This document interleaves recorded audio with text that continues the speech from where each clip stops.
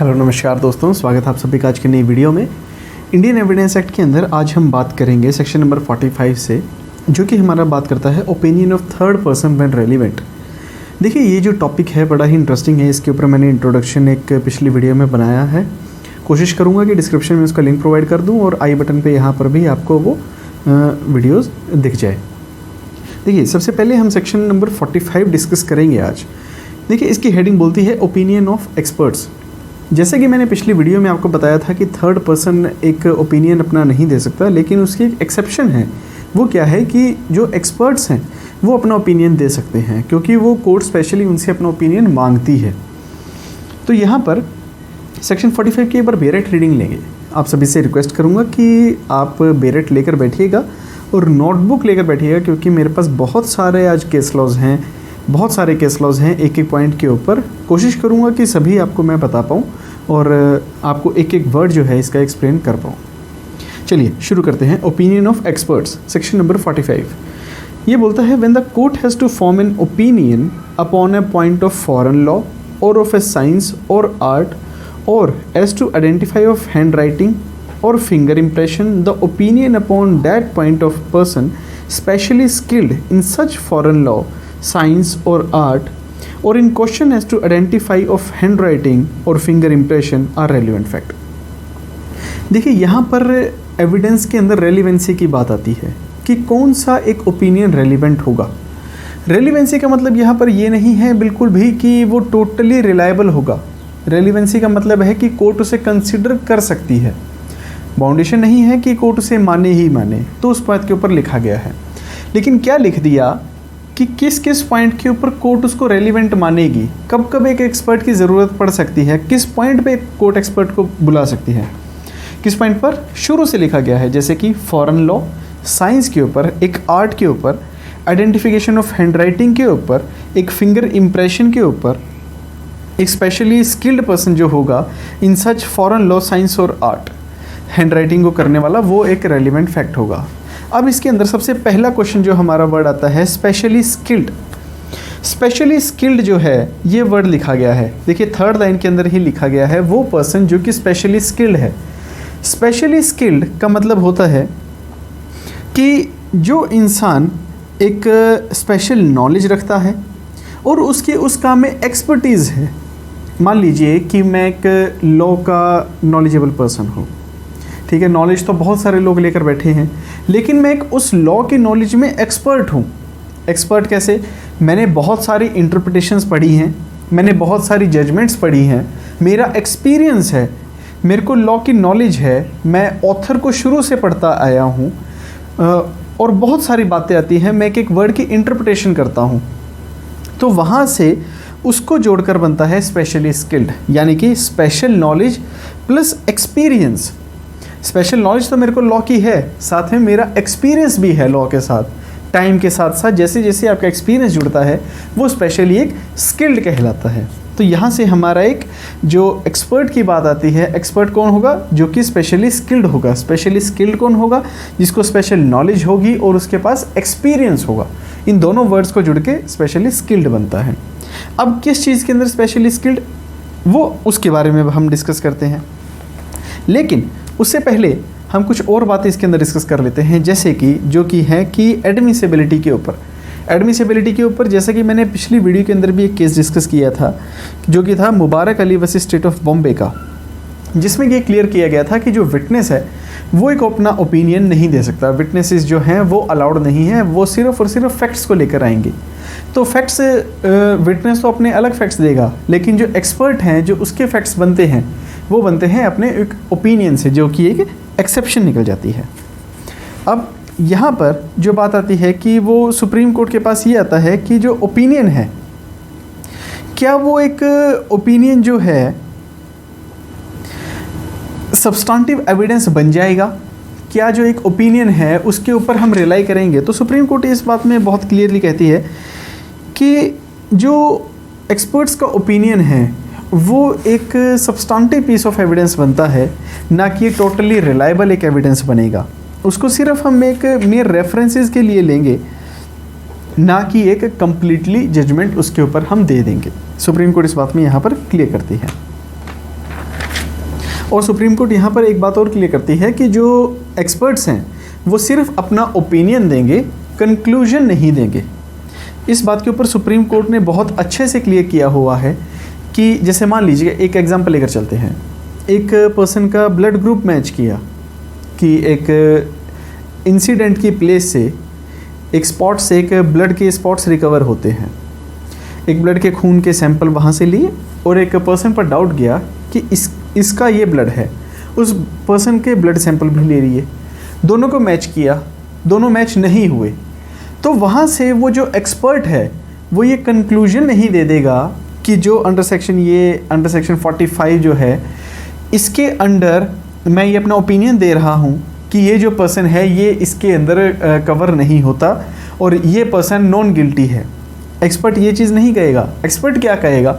Simple सी बात कहेगा कि जो मुझे सैंपल यहाँ से मिला है, सैंपल नंबर ए और जो सैंपल नंबर बी मिला है, मैंने इन दोनों को मैच किया और दोनों में मैंने पाया कि जो ये ब्लड हैं ये दोनों अलग अलग हैं, एक पर्सन के नहीं हैं। सिर्फ इतना एक्सपर्ट अपना बताएगा। तो सुप्रीम कोर्ट यहाँ पर ये क्लियर करती है, कुछ केसेस हैं मेरे पास, वो ये बताते हैं कि एक्सपर्ट कौन है। जैसे कि केस है RC Agarwal versus Regency Hospital Limited का 2010 सुप्रीम कोर्ट का। ये मैंने पीछे भी पढ़ाया था आपको, पिछली वीडियो आप रेफ़र कर लीजिएगा। और एक और है जो कि है जैसे कि मैंने आपको बताया ओपिनियन के ऊपर है, तो ओपिनियन ही देगा, वो कंक्लूजन नहीं देगा। तो सुप्रीम कोर्ट का कौन सा केस है उसके ऊपर? वो है Madan Gopal versus novel Dubey 1992 supreme court का है।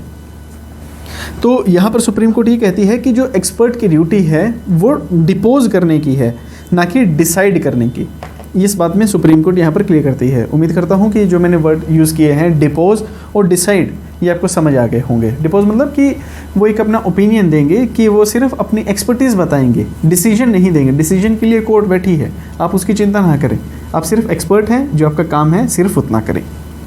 अब एक अगला पॉइंट मेरे पास आता है जो कि ये बताता है कि ओपिनियन वेग कब हो जाता है। वेग का मतलब कि झूठा कब हो जाता है, कि उसकी रिलायबिलिटी बिल्कुल ज़ीरो हो जाती है। उसके ऊपर एक मेरे पास केस है Siddharth Vashisht alias Manu Sharma versus state NCT of Delhi 2010 supreme court का। Siddharth Vashisht versus state NCT of Delhi 2010 supreme court का, जहाँ पर कि क्या हुआ, एक मर्डर हुआ। एक मर्डर के अंदर गन शॉट हुए, इंजरी हुई और एक्सपर्ट का ओपिनियन वेग आया। जैसे कि कैसे कि उसमें ये बताया कि 2 कार्ट्रिज थी और 2 डिफरेंट गन से फायर करा गया है, लेकिन जो आई विटनेस था वो ये कहता है कि एक ही इंसान ने गोलियां मारी हैं और सेम गन से मारी हैं। तो वहाँ पर क्या हुआ, वो ओपिनियन वेग हो गया। तो यहाँ से ये भी क्लियर होता है इस केस से कि जो ओपिनियन है वो टोटली रिलायबल नहीं होता, जो आई विटनेस है वो प्रिवेल करता है। मैंने पिछली वीडियो में, मैं आपको बार बार रिपीट कर रहा हूँ, पिछली वीडियो देखना आपके लिए बहुत ज़रूरी है, क्योंकि उसके अंदर मैंने आपसे बहुत ही डिटेलिंग में, बहुत ही अच्छे से कोशिश की है आप समझाने की कि ओपिनियन क्या होता है, ओपिनियन की वैल्यू क्या है, कब कब वो एक एडमिसिबल होता है। अब हम इसमें डिस्कस करते हैं कि जो हमारा ओपिनियन ऑन आर्ट है, जैसे कि इसके अंदर लिखा हुआ है सेक्शन 45 के अंदर क्लियरली किस किस ग्राउंड पे जो है कोर्ट ओपिनियन मांगती है। जैसे कि सबसे पहले लिखा है आर्ट के ऊपर, आर्ट की यानी कि जैसे कि एग्जांपल क्या होंगे इसके, पेंटिंग होगी, मूवीज़ होगी और भी बहुत सारी चीज़ें इसमें आ जाती हैं। वो हो गया आर्ट से रिलेटेड। अब दूसरी बात आती है हमारी हैंड राइटिंग के ऊपर। देखिए जो हैंड राइटिंग है ये बहुत ही एक वीक टाइप का एविडेंस है। हैंड राइटिंग एक्सपर्ट का जो एक ओपिनियन है, सुप्रीम कोर्ट ने वेरियस टाइम्स ये क्लियर किया है कि ये जो एविडेंस है इसके ऊपर जजमेंट कभी भी बेस नहीं हो सकती।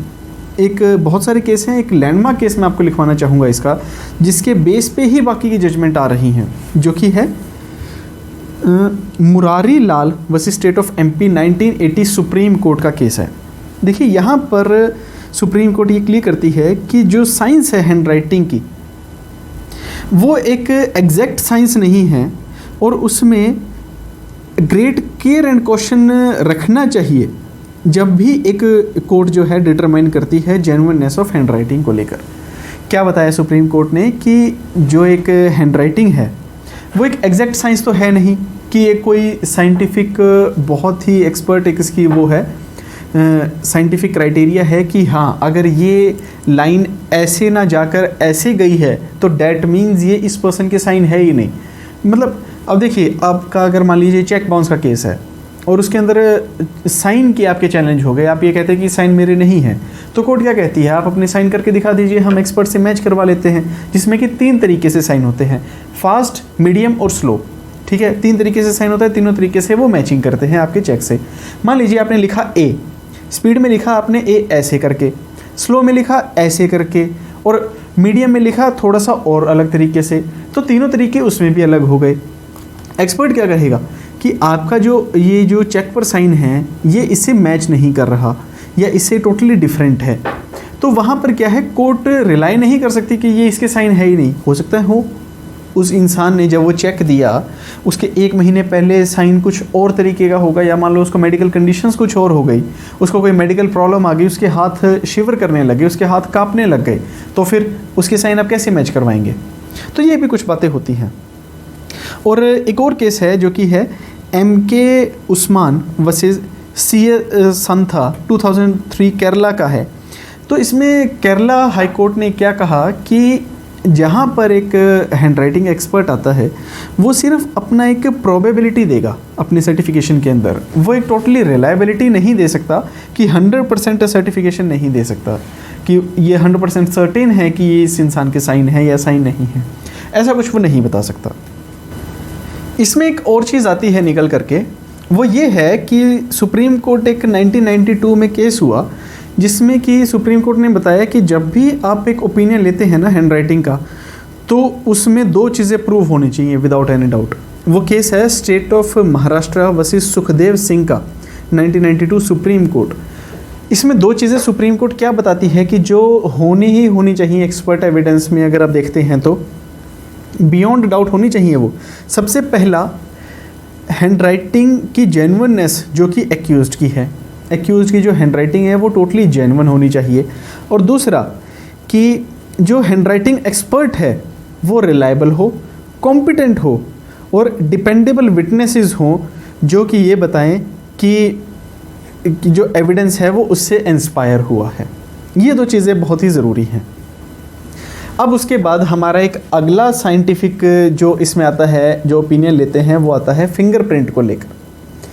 फिंगरप्रिंट साइंस ये कहती है कि एक इंसान का दूसरे इंसान के साथ मैच नहीं करता, तो उससे क्या होता है कि वो एविडेंस जो होता है फिंगरप्रिंट का वो एक स्ट्रॉन्ग बन जाता है।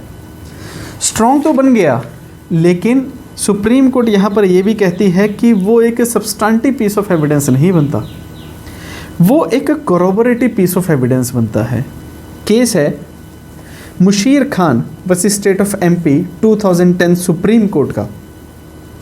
इसके अंदर सुप्रीम कोर्ट ने यही बात क्लियर करी थी कि इसको सब्सटेंटिव पीस ना मान करके हम इसको कोरोबोरेटिव पीस ऑफ एविडेंस लेंगे सिर्फ और सिर्फ। और एक बात और ध्यान रखनी है यहाँ पर कि वो ये है कि जो फिंगरप्रिंट लिए जाते हैं वो 2 विटनेसेस के सामने होंगे हमेशा ही। विटनेसेस होने बहुत ही ज़्यादा ज़रूरी है, लेकिन हाँ सुप्रीम कोर्ट इस केस में ये बिल्कुल अच्छे से क्लियर करती है कि बेशक फिंगरप्रिंट जो हैं वो अदर हमारे एक्सपर्ट ओपिनियन से ज़्यादा रिलाई करते हैं, क्योंकि वो रॉन्ग नहीं हो सकते, क्योंकि एक इंसान के जैसे जो मेरे फिंगरप्रिंट हैं वो आपके फिंगरप्रिंट से मैच नहीं होंगे, ऑब्वियस सी बात है, क्योंकि मेरे फिंगरप्रिंट अलग हैं टोटली। साइंस इस बात में क्लियर है।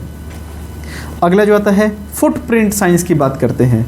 सुप्रीम कोर्ट ने यहाँ पर ये क्लियर करा है कि जो वीक टाइप ऑफ एविडेंस है, ये बहुत ही, एक तो सबसे पहली बात ये बहुत ही वीक टाइप ऑफ एविडेंस है, और दूसरी बात यहाँ पर साइंस ये कहती है कि जो फुटप्रिंट्स हैं वो एक इंसान के दूसरे इंसान से मैच कर जाते हैं, तो वहाँ से वो एक बहुत ही वीक टाइप ऑफ एविडेंस बनता है। इसके ऊपर जो केस है मेरा वो ये है Babu Khan versus state of Rajasthan 1997 supreme court का। तो गाइज आई होप कि यहाँ से आपको सेक्शन 45 ओपिनियन ऑफ एक्सपर्ट्स के ऊपर जो मैंने आपको ये सेक्शन डिक्टेट किया है, एक एक वर्ड एक एक केस लॉ के साथ मैंने आपको कोशिश करी है कि मैं आपको ये समझा पाऊँ कि ओपिनियन ऑफ एक्सपर्ट कहाँ कहाँ लिया जाएगा, किस किस ग्राउंड पे, और उसकी क्या वैल्यू है आगे, कोर्ट उसको किस एंगल तक एक्सेप्ट करेगी और एक्सेप्ट नहीं करेगी।